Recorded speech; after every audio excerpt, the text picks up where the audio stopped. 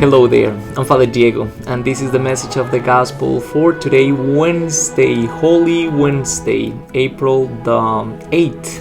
And we listen today from the Gospel of Matthew, chapter 26, verses 14 to 25. The one of the 12 who was called Judas Iscariot went to the chief priests and said, "What are you willing to give me if I hand him over to you?" They paid him 30 pieces of silver, and from that time on he looked for an opportunity to hand him over. On the first day of the feast of unleavened bread, the disciples approached Jesus and said, "Where do you want us to prepare for you to eat the Passover?" He said, "Go into the city to a certain man and tell him, 'The teacher says, my appointed time draws near. In your house I shall celebrate the Passover with my disciples.'" The disciples then did as Jesus had ordered and prepared the Passover. When it was evening, he reclined at table with the 12.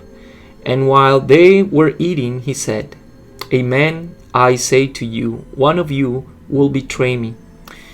Deeply distressed at this, they began to say to him one after another, "Surely it is not I, Lord." He said in reply, "He who has dipped his hand into the dish with me is the one who will betray me. The Son of Man indeed goes, as it is written of him, but woe to that man by whom the Son of Man is betrayed. It would be better for that man if he had never been born." Then Judas, his betrayer, said in reply, "Surely it is not I, Rabbi." He answered, "You have said so." The account of Jesus' betrayal by Judas in the Gospel of Matthew brings different elements than in the Gospel of John, such as the amount of money that Judas received by the betrayal, 30 pieces of silver, which was the price of a slave, or the short dialogue between Jesus and Judas right before the section of the institution of the Eucharist. But other than that, the passage is pretty similar to the passage in the Gospel of John.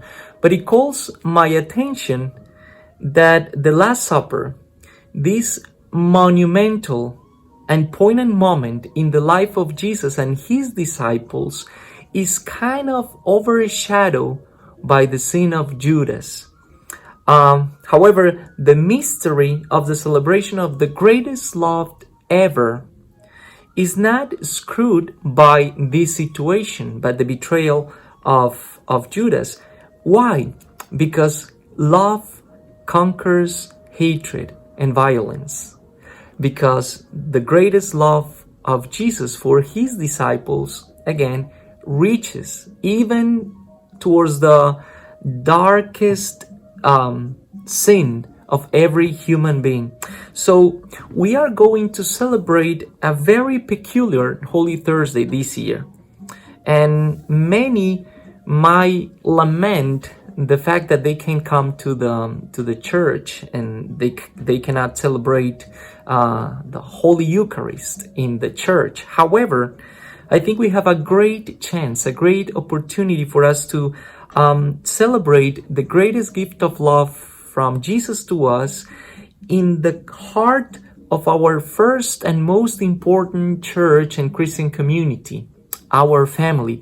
So I want to invite you to prepare a nice meal, to set up a nice table, and to celebrate with your family, exercising not the ministerial priesthood, but the common priesthood that we receive by means of our baptism, to celebrate the gift of the Eucharist and to try to understand the mystery of the Eucharist in a broader way, if you want.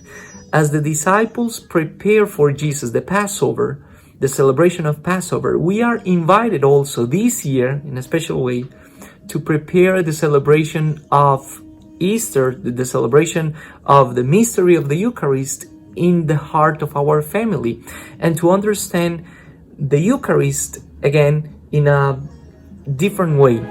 The Eucharistic bread is broken and shared to all of us.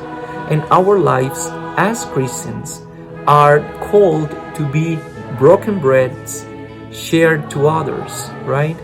To share our love, especially with our families.